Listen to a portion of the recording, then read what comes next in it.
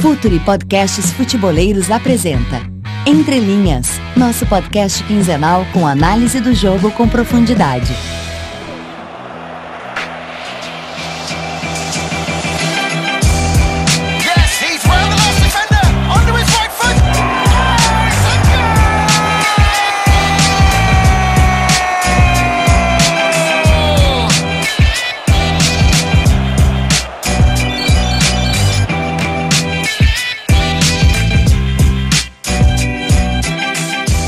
Salve, salve, rapaziada, podcast Entre Linhas, episódio 18 no ar.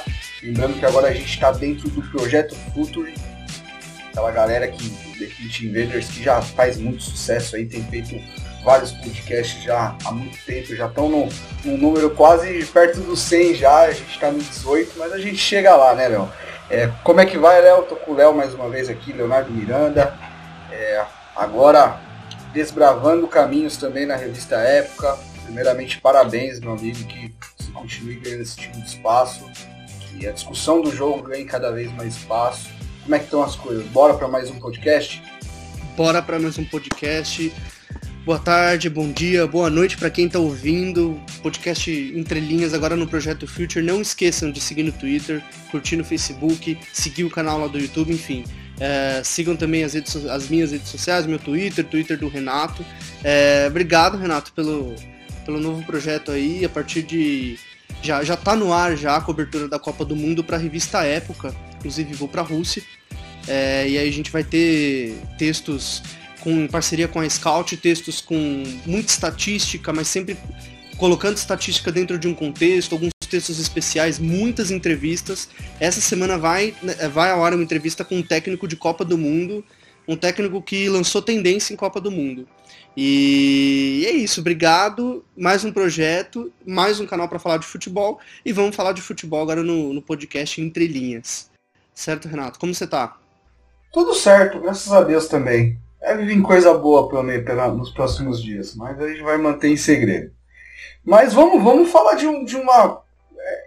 Vamos trazer uma polêmica e colocar conteúdo na polêmica, né? Acho que isso é um desafio que a gente sempre busca, que é o Pep Guardiola, campeão da Premier League, porém eliminado de mais uma Champions League, e aí as cornetas começaram a soar. Afinal, Leonardo Miranda, Pep Guardiola não fez mais que obrigação de ganhar a Premier League? O City pratica o melhor futebol do mundo hoje? Ou a Champions é de fato o termômetro para falar isso? Falei um pouco disso no meu Twitter e muita gente concordou, muita gente discordou. Acho que é um assunto legal, acho que vai gerar bastante debate. É um assunto legal e eu já adianto, Renato, que eu não tenho nenhuma resposta pronta para as suas perguntas. E acredito que quem está ouvindo também não tem uma resposta simples e pronta. O termômetro é Champions League? Dá para falar que o Real Madrid foi o melhor time da Europa na temporada passada, por exemplo? Com o Mônaco jogando muito bem, com a Juventus jogando muito bem? Ser o melhor nem sempre significa fazer os melhores resultados. Existe uma questão entre desempenho e resultado, que é muito importante de se avaliar. Por isso que talvez o Guardiola seja um mestre, 23º título do Guardiola. E, se eu não me engano, ele ganhou todas as ligas nacionais, todos os campeonatos nacionais que ele disputou, menos o do ano passado, que o Chelsea ganhou a Premier League. Então ele só não ganhou um campeonato nacional que ele não disputou. Por que isso? Isso ajuda a ver a diferença entre resultado e desempenho. No campeonato nacional, você tem o treino do dia a dia, você tem o cotidiano, o erro permite corrigir para o próximo jogo, tem uma continuidade de ideia de trabalho. É isso que o Guardiola é especialista. Hoje, o City tem o melhor desempenho como equipe, melhor desempenho coletivo, que amplifica o desempenho individual. É um time onde as ideias do treinador estão está muito visível em campo. E isso não significa que o City tenha que fazer sempre os melhores resultados. Ainda mais em 2 jogos de mata-mata, que como o nome diz, perde um jogo como o City perdeu de 3-0 para o Liverpool, tá fora.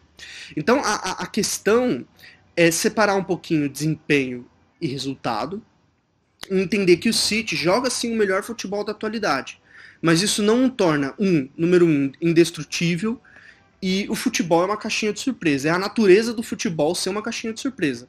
Pode ter toda a discrepância financeira entre uma equipe e outra, e o lanterna do campeonato vai lá e vence o time de maior investimento na Inglaterra, que é o Manchester United. Então o futebol é uma caixinha de surpresa. Quando o jogo começa, tudo pode acontecer, e dentro da questão de desempenho, de ideia, o City talvez seja o grande futebol da Europa no ano de 2018. O que você pensa, Renato?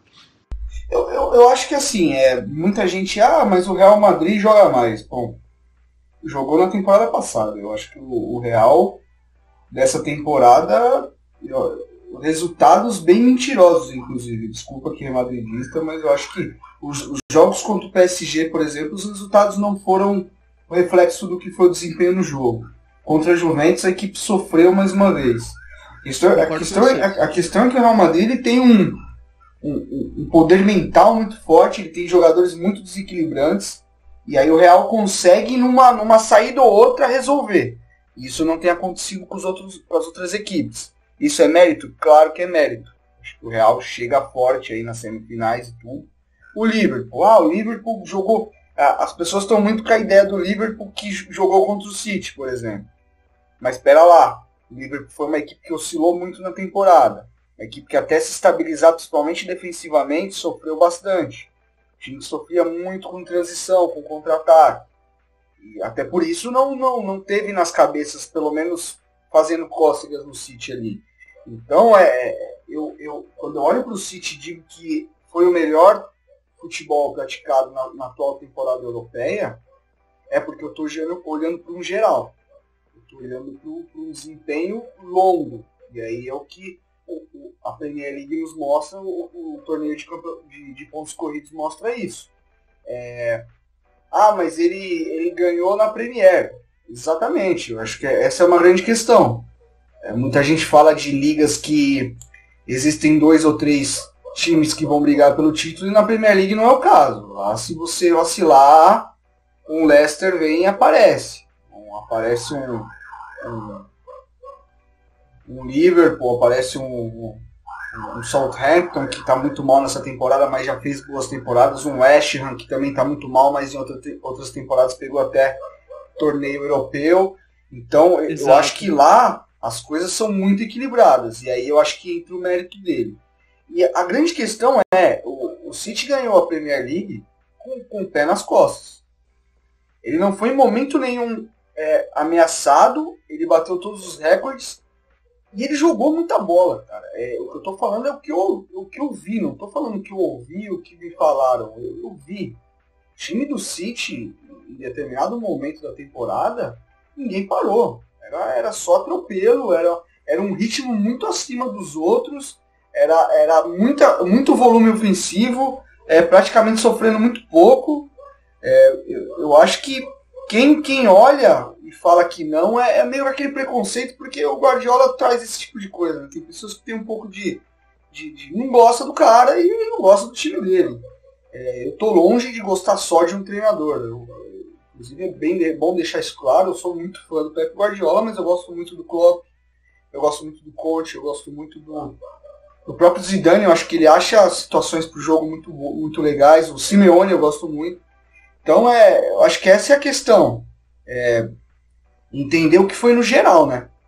Exato. E essa questão, você citou essa questão dos treinadores e de como o Guardiola, como parece que a vitória do Guardiola ela sempre faz questionar muita coisa, né? Porque muita gente, até pela estética do jogo, e isso tem a ver com umas perguntas que nós recebemos aqui de quem tá ouvindo, a gente tweetou antes da gravação, e tem muita gente fazendo pergunta aqui. E citaram o Fernando Diniz. E o Guardiola e o Fernando Diniz são caras parecidos no sentido de os times dele jogam um futebol esteticamente mais agradável ao olhar. Mas eu acho que para aí, viu? Eu também acho que parei. Eu também acho que parei. Só isso. Mas a questão é muitas vezes falar, o City é o futebol que se joga bem, isso é futebol, e eu discordo plenamente disso. Eu penso mesmo que você. Tem o Klopp, tem o Simeone, tem o Conte, que é um baita treinador, tem várias ideias de futebol.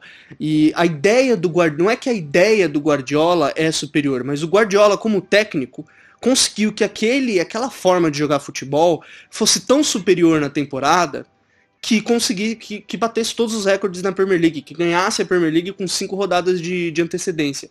Então, o Guardiola não é só as ideias dele, ele é o técnico também, ele é um técnico competente que sabe como pegar aquilo que ele pensa de futebol e transformar dentro de um time.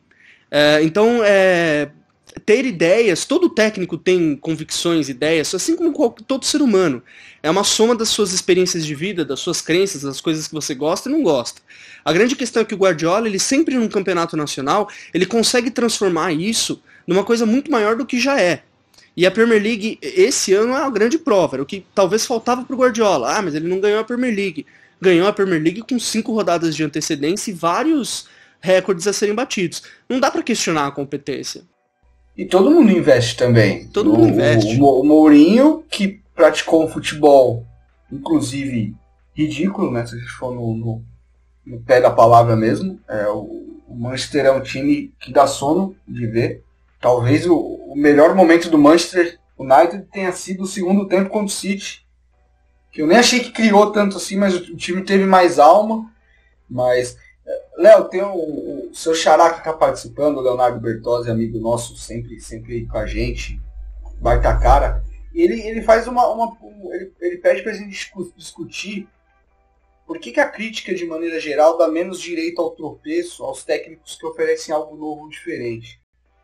Eu vou até responder porque eu acho que é simplesmente o preconceitozinho, assim, aparece um treinador novo que as pessoas começam, nossa, olha esse cara, ele traz uma coisa inovadora. A partir do momento que você dá esse rótulo para esse cara, seja o rótulo de inovador, seja o rótulo do estudioso, que é uma coisa que acontece muito no Brasil, sim. Aí começa, mas ele não é estudioso? E aí, cadê o time dele não joga?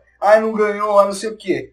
Eu acho que é uma discussão totalmente babaca. Eu acho que não vale a pena.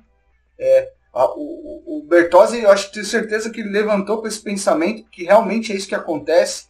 A gente fala muito do Napoli e do Sarri também, que foi um time que começou a temporada muito bem, agradando, jogando futebol vistoso, e que agora as pessoas estão... E aí, cadê o cara? Pô, vocês não eram fã?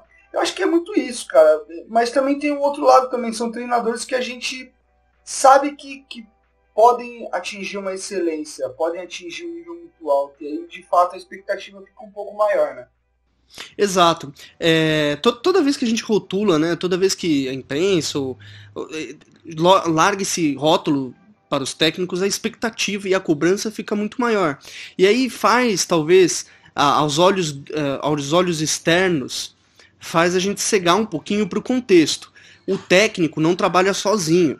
O técnico depende de várias variáveis, e muitas vezes um time pode jogar bem, e a bola simplesmente não entra, né, Renato? A bola pode não entrar. Isso aí é... Por isso que o futebol é tão apaixonante, porque ele tá longe de ser exato. Algumas pessoas às vezes até acusam gente que busca esse tipo de conhecimento, que vocês querem que o futebol seja uma ciência exata. Não, eu não quero, eu sei que não é e nem quero também. Tô longe de querer isso. E não é a nossa pretensão que o futebol seja exato. Pensar o jogo, analisar o jogo, traduzir o jogo em conceitos é tornar o jogo um pouquinho mais entendível. Mas isso em nenhum momento significa que a gente vai colocar a análise lá dentro de uma caixinha, trancar e é aquilo. Não é nada disso. Nada disso. Quando se analisa os times do Guardiola, do Fernando Diniz, do pessoal tá citando aqui Valentim e vários outros técnicos, isso é armas de entender o que está acontecendo. Mas o controle do técnico sobre o resultado e até sobre o desempenho é pequeno. E voltando a falar do Guardiola, é por isso que o Guardiola é tão incrível. É por isso que o Guardiola é o melhor técnico da atualidade. Porque ele entende isso e os times dele parece que controlam totalmente o jogo. Parece que os times dele raramente sofrem riscos. É como você falou, a Premier League não foi... o City foi o time imbatível desde o início, desde a primeira rodada. Não teve um único time que chegou lá e conseguiu tirar alguma coisa. O único time, se não me engano, o City tem 2 derrotas.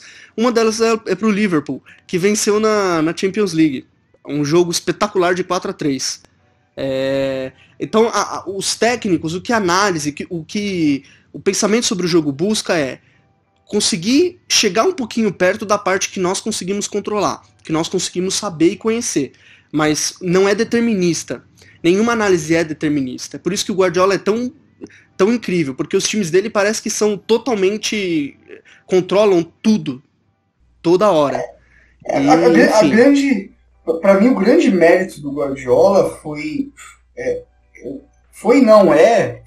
o fato de que ele tem uma linha de trabalho, alguns pilares do modelo de jogo dele, que é a questão do jogo de posição, a questão de equipes que praticamente não entram em fase defensiva, né, de trabalhar a recuperação da bola em transição ainda, a questão dos apoios, das superioridades, que ele trabalha muito bem. Só que ele tem conseguido adaptar jogadores e culturas dentro disso. A questão é o seguinte, esse City é muito diferente daquele Barcelona dele que marcou época, que é diferente do Bayern, que é diferente do City. Essas 3 equipes, elas têm na essência de jogo delas coisas semelhantes. Mas as ações, como é feito, como são executadas essas ações é muito diferente. E para mim o grande ponto dele na Premier League foi entender que ele pode manter essas bases de modelo que ele tem de jogo, que ele entende como ser a essência do jogo dele, pode. Mas ele conseguiu na Premier League fazer isso numa velocidade muito maior. Talvez até aqui no Bayern, que tinha jogadores que faziam isso muito bem. Eu acho que ele atingiu uma velocidade muito forte na Premier League, que é o que a Liga exige, né? A Premier é um campeonato de transição. É um campeonato de muita reação pós-perda e pós-recuperação da bola. E a gente tem que lembrar também que o pessoal fala muito de ter gastado milhões, ele gastou de fato.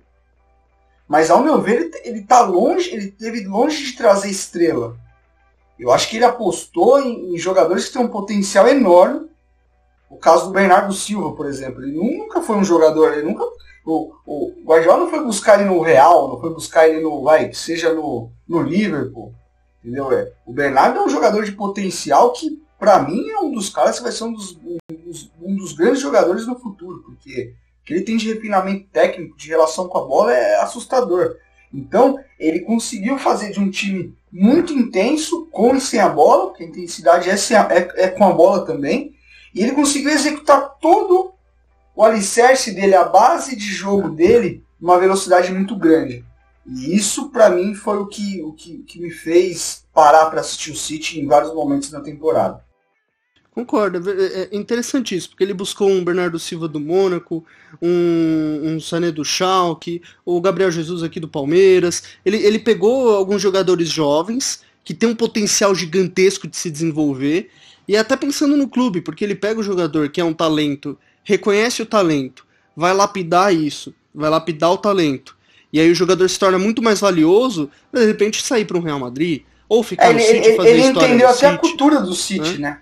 Pois é, entendeu até a cultura o City tem que buscar isso, né? Sim, e algo importante a se citar é que os diretores do City, tanto, se não me engano, o gerente de futebol e o diretor de futebol, é da mesma equipe que trabalhou com o Guardiola no Barcelona. Então já são caras antenados dentro dessa questão de cultura mesmo de clube. E o Guardiola, ele tem essa coisa camaleônica, ele se adapta. Ele deu uma entrevista falando que na temporada passada, por exemplo, ele não deu a devida atenção na segunda bola. E aí muitos times conseguiam vencer o City na segunda bola. E aí ele disse que nessa temporada ele entendeu que era a Premier League, que não podia dar tanto espaço, que precisava jogar com uma velocidade muito grande. Essa velocidade de mudança e de reação dele é muito grande. Muita gente acha que o Guardiola tem uma ideia e fixa, mas na verdade ele está o tempo todo se transformando, o tempo todo mudando. Ele vai lá e resgata alguma coisa do passado, vai lá e cria uma coisa, pega uma... O que ele tem é uma forma de ver o jogo. E isso não muda. Acho que a forma de ver o jogo não muda. Aí é o que você disse, é entender cada contexto e inserir isso. Exato. Entender o contexto, inserir essa forma de jogo e, enfim, o City é uma grande equipe. Realmente é uma das grandes equipes do Guardiola. Acho que não é a melhor equipe do Guardiola, porque é difícil também de comparar com os dois Barcelonas que ganharam a Champions League, mas é uma equipe nova aí com ideias, com boas ideias dentro de um grande campeonato. É um time que ataca muito a linha defensiva do adversário, né? Acho que é algo que a gente não citou em outros podcasts, que o quanto é um time móvel, infiltrador, né? Como esses meninos estão crescendo na mão dele, né? O Sané, eu acho que é um cara que ainda precisa evoluir. Me incomoda às vezes as tomadas de decisão dele, mas eu acho que de fato é um jogador para o futuro aí. Vou mandar um salve aqui pro Anderson Logan, que mandou um salve pra gente, o Iago Nascimento, o Luca Marchetti, Caio o Vinícius, Bertozzi, o Rafael BQP, o Vinícius Pereira. O Vinícius está sempre com a gente. O Vinícius é o fã número 1.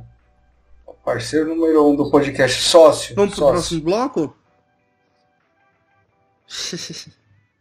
O Rui também, tá sempre com a gente também, sempre comentando. Vamos embora. Vamos pro próximo bloco, Renato.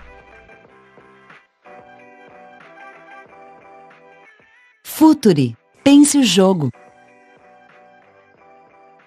Bom, como prometido, o segundo bloco do podcast Entre Linhas, nós vamos falar de Campeonato Brasileiro. O Campeonato Brasileiro, primeira rodada, começou neste sábado, teve jogos no sábado, no domingo, na segunda-feira. Talvez o grande destaque foi o 5-1 do Atlético Paranaense, que está sendo super comentado, e a gente vai falar desse jogo e de muitos outros, né, Renato? Você viu algum jogo do Brasileirão? Tem algum comentário a fazer dessa primeira rodada? Bom, eu assisti alguns jogos, vi boa parte de Vasco e Atlético. Foi um jogo que me agradou bastante. Na questão de ideia ofensiva mesmo, assim, que é algo que a gente cobra muito, né, que a gente vai cobrar muito nesse bloco, que esperamos um Brasileirão com mais bola no pé, né, gente? Vamos parar de reagir só, né? Acho que é o momento a gente conseguir dar espaço para frente. E de fato o jogo em São Januário foi bem franco na questão de ter a bola, de buscar o jogo, de tentar construir.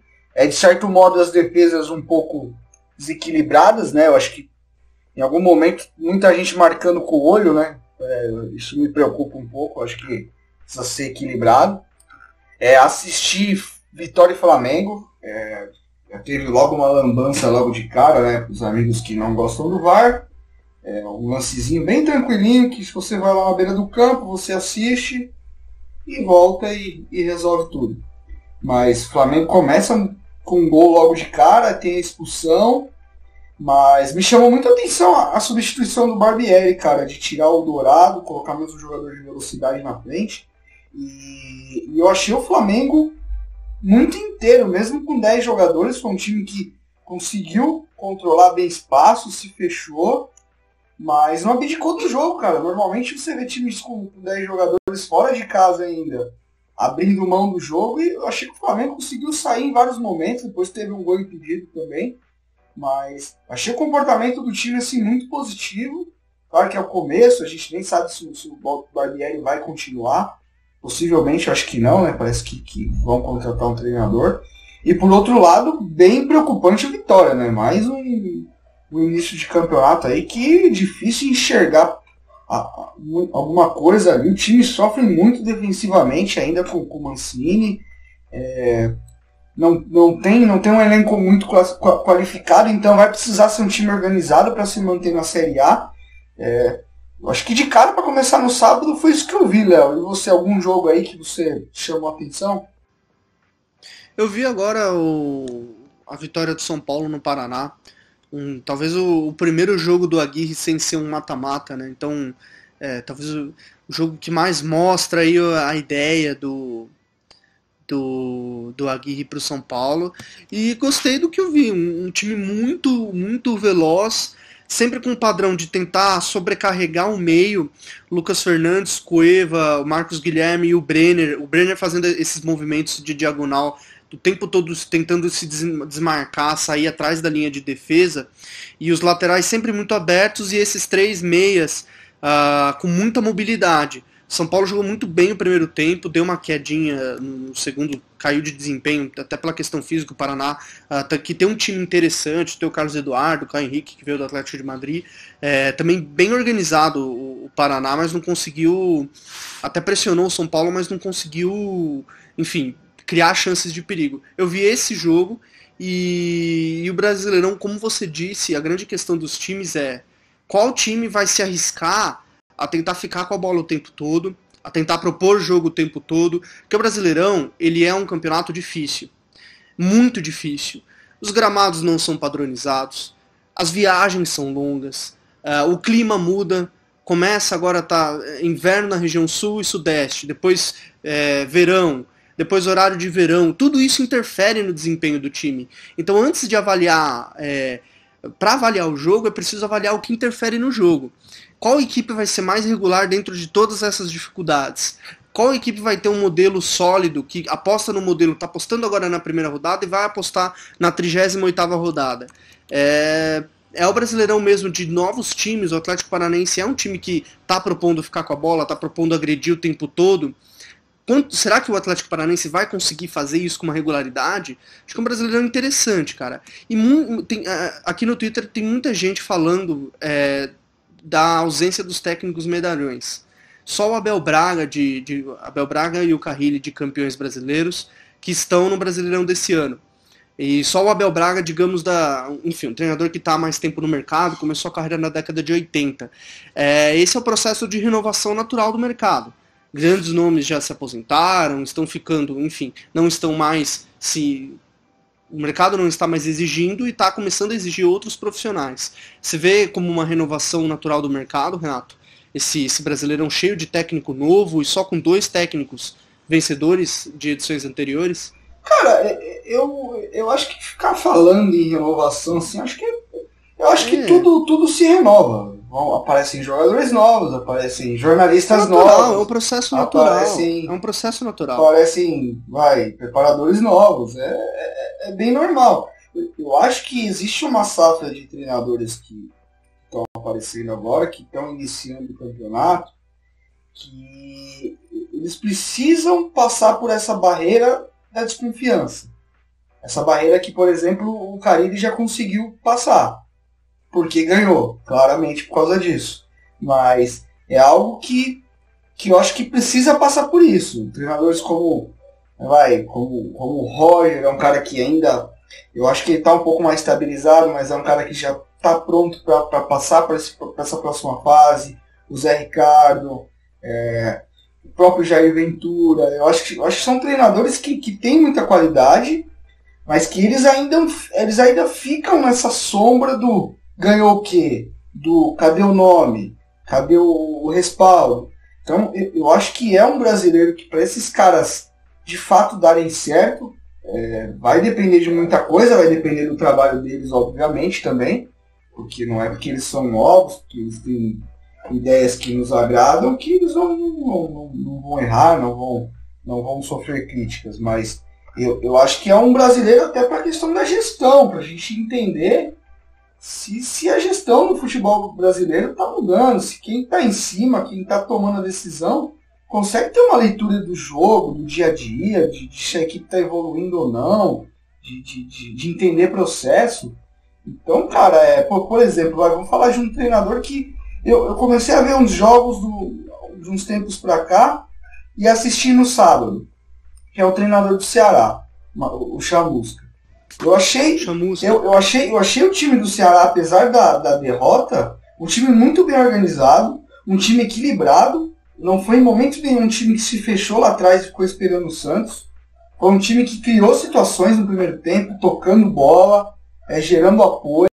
Cara, eu separei inclusive para usar no Data ESPN alguns lances bem legais do Ceará, do time com a bola mesmo, buscando o jogo, atacando, usando profundidade, infiltrando, fazendo triangulações, sofreu no segundo tempo, não conseguiu manter o mesmo nível, O Santos é um time que inclusive o Santos fez um segundo tempo muito bom. A gente entende que quando o Santos é um time quando ele tem espaço para acelerar, é difícil segurar. O Rodrigo do Santos talvez vai ser o cara desse campeonato aí, revelação. Moleque com um gesto, uma relação com a bola muito, muito cristalina, muito, muito natural, muito bonito de ver assim, umas bolas que ele mata bem quadrado. Mas eu acho que a questão é essa, é o respaldo, é enxergar o desempenho desses treinadores, e não só o resultado. É claro que chega numa hora, por exemplo, o Ceará é um time que subiu agora, a realidade do Ceará é ficar na Série A, tentar se estabelecer para uma próxima temporada, se reforçar mais, trazer mais jogador, ter mais cota de TV. Mas eu sei que é difícil segurar, eu sei que a pressão é complicada, mas eu acho que mais do que na hora é um brasileiro a gente começar a entender a mudança da parte de cima também. Porque está mais que claro que quem de fato aposta em ideia, em treinador, isso não quer dizer que se o cara está muito mal, você não tem que mandar embora. Você tem que enxergar o dia a dia, ver o que o cara está fazendo, o que o time está trabalhando, onde são os problemas, se o diagnóstico foi bem feito, se não foi bem feito. Mandar embora tem que mandar. Um caso ou outro vai precisar mandar, mas eu acho que a gente exagera bastante nesse sentido. Concordo. Boa lembrança do Ceará. O Ceará é campeão estadual, venceu inclusive o Fortaleza do Rogério Ceni. E é interessante ver como... Eu também entendo essa reserva, essa troca de mercado. É uma coisa natural, um processo natural. Na década de 90, engraçado, eu estava lendo um livro, se não me engano, ontem ou hoje, que na década de 90, sabe quais eram os treinadores da nova geração? Era Felipão, Paulo Autuori e Joel Santana. Eram considerados treinadores da nova geração. A nova geração o futebol ele é cíclico, assim como a vida é cíclica. Então não faz muito sentido pensar nos treinadores medalhões, até porque cada treinador tem suas ideias. Mas é um brasileirão para entender quais conceitos vão começar a se sobrepor sobre outros, por exemplo. O Ceará é um grande exemplo, e o Paraná também, o desempenho do Paraná hoje que foi muito bom, apesar da derrota, teve um desempenho bom. É um brasileirão que alguns times que apostam em intensidade, apostam, por exemplo, numa roubada de bola bem rápida após perder, após a perca, eles podem equiparar alguns elencos tecnicamente superiores. A gente começa o brasileiro com Palmeiras e Flamengo empatando, que teoricamente são os times com o maior elenco. O Corinthians também fazendo um jogo difícil com o Fluminense, mas vencendo.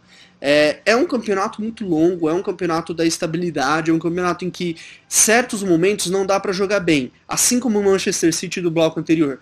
O City nem sempre jogou bem. Teve 2 jogos na temporada que ele não conseguiu fazer a superioridade vir. E aí ele fez o resultado. É um campeonato que vai medir maturidade, vai precisar de consistência. E o Rodrigo aparece como, por exemplo, um grande personagem, talvez do Santos, que sempre tem espaço para acelerar. Tem alguns times que vão bem com espaço, como a questão do Santos, mas quando ele não tem espaço, vai mal. O Campeonato Brasileiro, como qualquer campeonato de pontos corridos, não perdoa isso. Precisa ser um time um pouquinho mais completo. Eu vejo Corinthians, Grêmio, Palmeiras e Flamengo, talvez o Flamengo um pouquinho menos por conta da instabilidade de técnico, saindo na frente. Só para fazer uma projeção, Renato. Eu vejo esses 3 e acho que o Grêmio tem competições, apesar da saída do Arthur, tem condições de fazer um grande campeonato pelo que vem jogando, pelo excelente desempenho do Grêmio na temporada. Cara, eu de fato, eu nem gosto de falar em esse chega, esse não chega, porque cara, é muito tempo, até dezembro, amigo, a gente não sabe nem se a gente tá vivo, se o Entre Linhas não foi vendido por um milionário russo e a gente ficou rico, a gente tá rico na praia. A gente não sabe, cara. A questão se a gente olhar hoje para modelos estabelecidos, modos de jogar bem firmados, para mim é Grêmio e Corinthians. E o Grêmio desempenhando melhor, jogando mais bola, eu vejo. Mas não tem como você tirar o Palmeiras da questão. A gente sabe que tem um treinador de qualidade, tem investimento para jogar bem. O Flamengo a gente não sabe, tem investimento, tem organização, tem jogador, mas não tem treinador ainda. A gente não sabe quem que vai chegar. Entendeu? O Santos, em algum momento com o Jair, pode despontar. É muito difícil fazer alguma projeção num campeonato que, se a gente for lembrar, a gente tem uma janela no meio do ano, a gente tem pausa para a Copa do Mundo, é um ano atípico. Na boa, eu acho que quem fala em favorito nesse momento é mãe de Ná, cara. Eu não consigo fazer isso. O que eu tô falando é que existem duas equipes que têm uma maneira de jogar clara. Goste você ou não goste, que tá ouvindo, às vezes você prefere um, não gosta do outro, não gosta desse, daquele, mas a questão é duas equipes que estão firmadas numa maneira de jogar. Se isso garante título, eu não sei, porque não sei se os treinadores vão ficar, se não vai ter briga no vestiário, se não vai sair jogando na janela. Por exemplo, o Grêmio tem Arthur, tem Luan. Quem garante que esses caras vão estar jogando, se esses caras vão estar inteiros? O Corinthians se perde um Rodriguinho, já perdeu o João no início do ano. Entendeu? É muito complicado. Mas eu acho que a grande questão, a grande discussão em cima desse campeonato, e aí eu reafirmo e até coloco o Atlético Paranaense na discussão, porque ele pode ser um contraponto a tudo isso, a gente precisa fazer um campeonato em que se propõe melhor o jogo. Onde se ataque e se organize melhor para atacar. Para mim, essa foi a grande crítica ao campeonato da temporada passada. Eu acho que a gente ficou devendo em qualidade de jogo nesse sentido. Acho que se defender no Brasil, acho que no geral, todo mundo de alguma maneira faz. Cara. Acho que todo mundo tem conceito, tem ideia de jogo para se defender sem a bola. Acho que grande parte das equipes já dominam essa questão. Então acho que é o momento de a gente dar esse passo para frente, cara.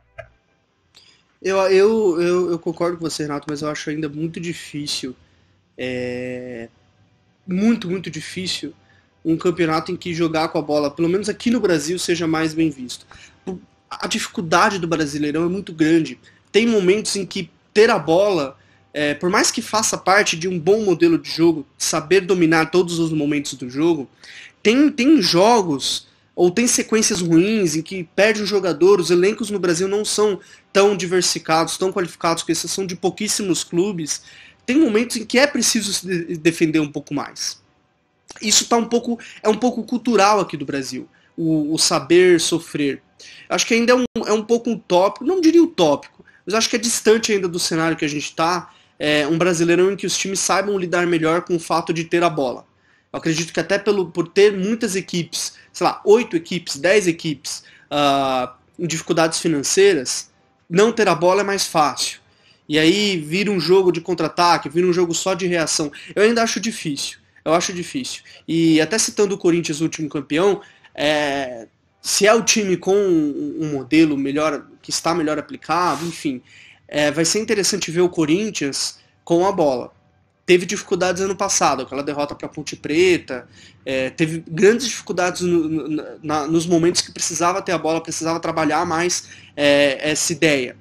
E vai ser interessante ver o Grêmio, por exemplo, ver o Corinthians, ver o Palmeiras, Flamengo, ver os melhores elencos, se eles estão propondo ter a bola, porque condições com certeza eles têm. O Atlético Paranaense, ele pode ser esse time, ele pode ser essa equipe que dê esse chacoalhão, né? Mas vai depender muito se vai ganhar.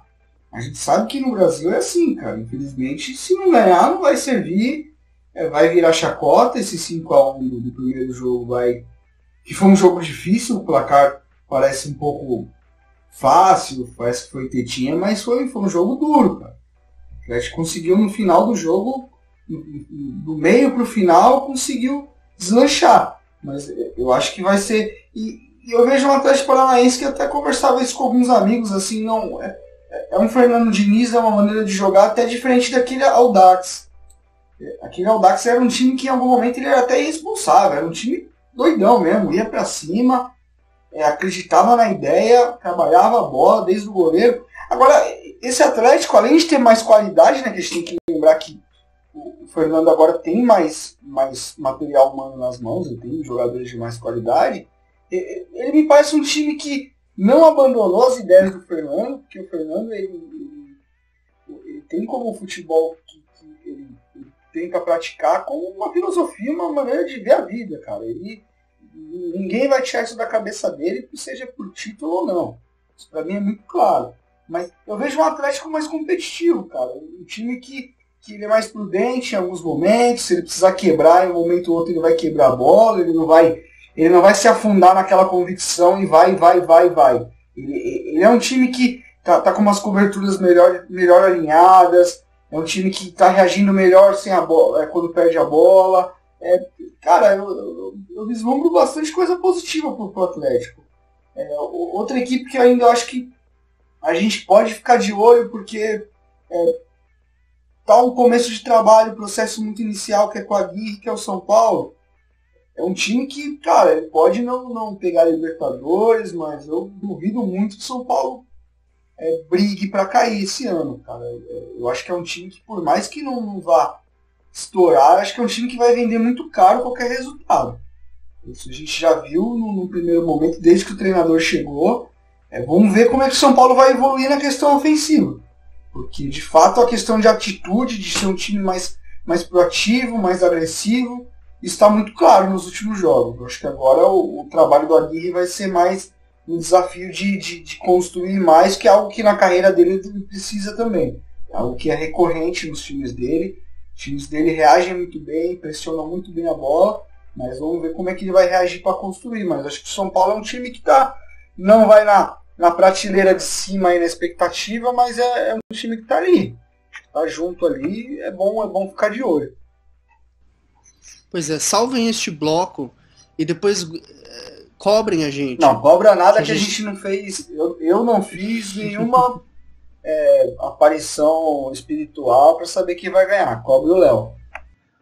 Não, eu também não fiz nenhum.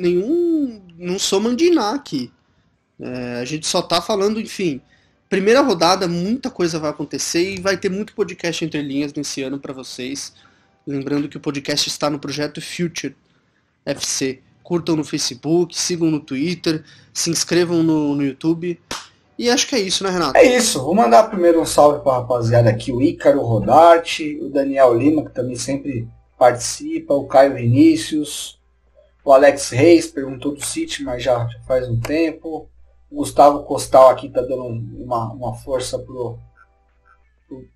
Tá perguntando do podcast, que o último é de 2017. Não, mas, pô, dá uma pesquisada aí que a gente tem subido. Tem que ir pelo Future, ó.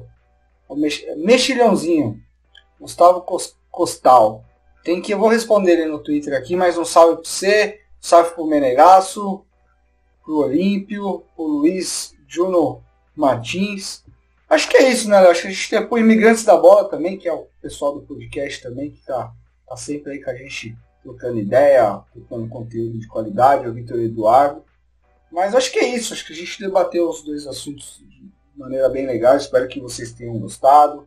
Como o Léo disse, sigam a gente em tudo que vocês puderem aí, até no guia espiritual, já que a gente fez bastante previsão hoje, mas vamos nessa, né? Vamos nessa e até daqui 15 dias, né? Se a gente estiver vivo, se os favoritos estiverem brigando por título, a gente segue o jogo. Um abraço para todo mundo, um abraço, Léo, e vamos que vamos. Vamos que vamos. Até a próxima, pessoal. Valeu por ouvirem. Até o próximo podcast. Hashtag guerreiro no final, hein? Quem tiver saco para escutar, manda aquela hashtag e aquele salve. Vamos!